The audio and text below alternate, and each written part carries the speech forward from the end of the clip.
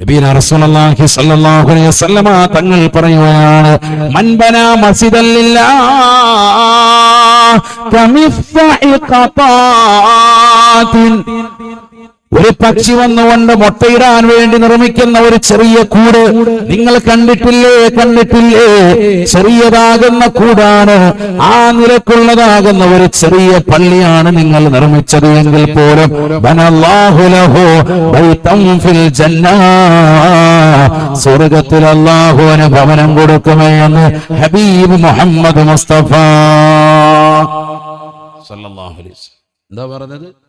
ആരെങ്കിലും ഒരു ചെറിയ അടയ്ക്കാക്കുരുവി, ചെറിയൊരു കുരുവി